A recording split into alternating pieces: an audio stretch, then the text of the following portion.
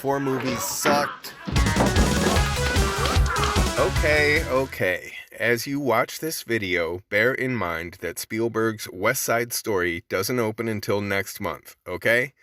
Given that Spielberg said early in his career that one of his great dreams was to make a musical, like the ones from the golden glory days of studio pictures, I expect that bit of wish fulfillment will earn him a slew of Oscars. So, that said, when was the last time you saw a really good musical that wasn't an animated movie?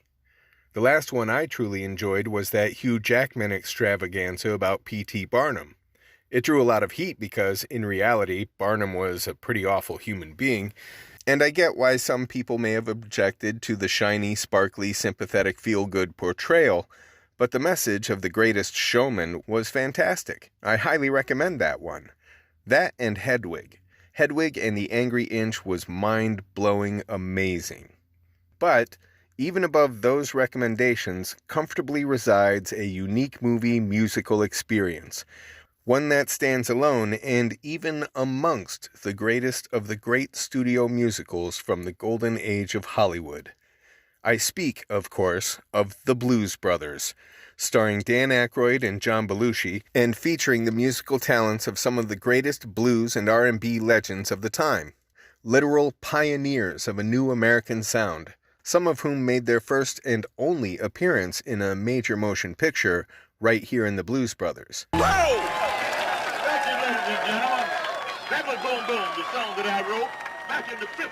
The story focuses on Jake and Elwood, the Blues Brothers, as they get their band back together and do a show to raise money and save the orphanage where they grew up. How are you going to raise $5,000 in 11 days without ripping off somebody? And while we do see the Blues Brothers perform a few covers of classic R&B hits, the real draw are these musical icons blasting off the screen in absolutely unique performances.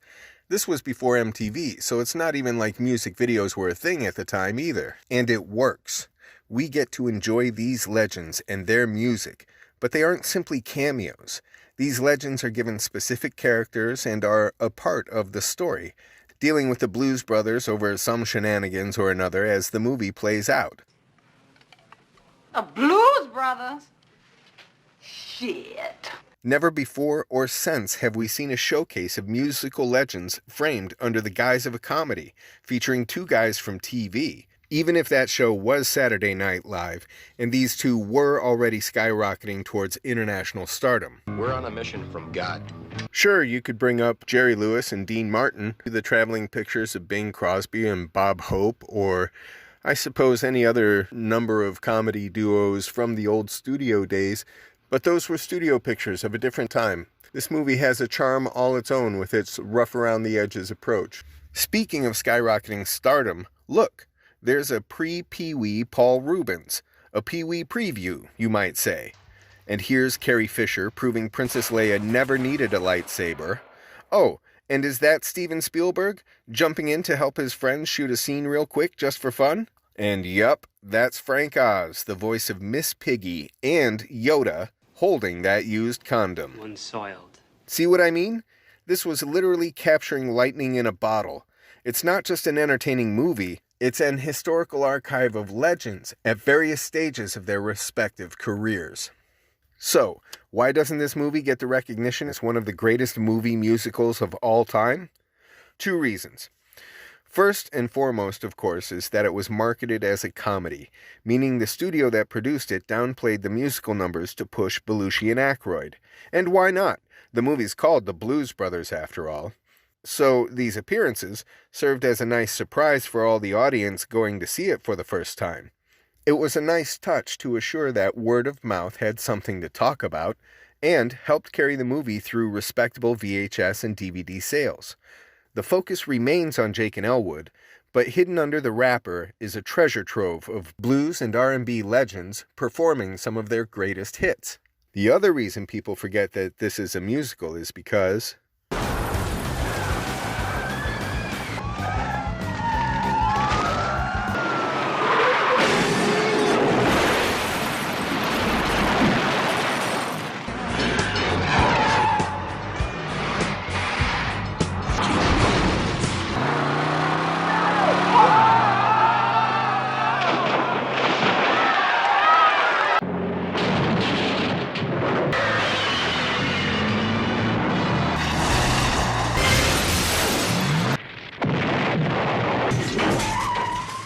This movie was released in 1980, and I don't care how many effects houses with however many armies of digital artists creating and compositing there are in the world, none of it holds a candle to these stunts.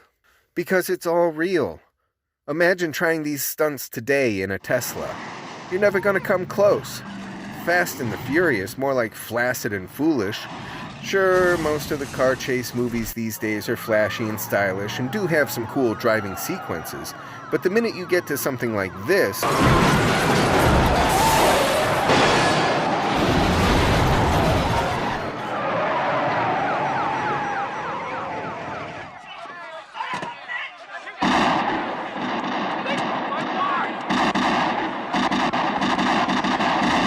they've got, 10 movies in the franchise and still nowhere near the madness and mayhem captured live in the moment on camera? No CGI bullshit?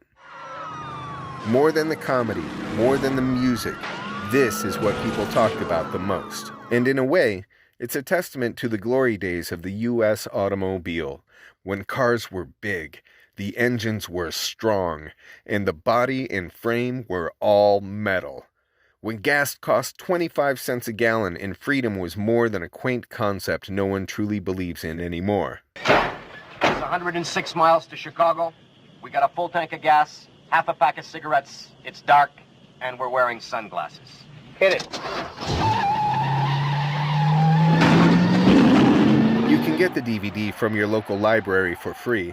And remember, if you get the anniversary edition, you'll be able to enjoy all sorts of special features and extras that you won't find on any streaming platform. If you want to add this to your collection, you can probably find a copy at your local retailer for less than the price of a gallon of gas these days. Maybe 2 gallons. The Blues Brothers has everything audiences look for. Classic comedy, legendary musical set pieces, unforgettable stunt driving sequences, everything movies these days say they deliver, but in truth, they simply can't.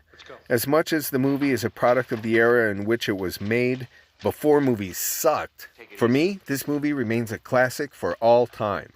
This was made in an era where the people making the movies really wanted to entertain you. Give it a view. Let me know what you think. Thanks, and enjoy.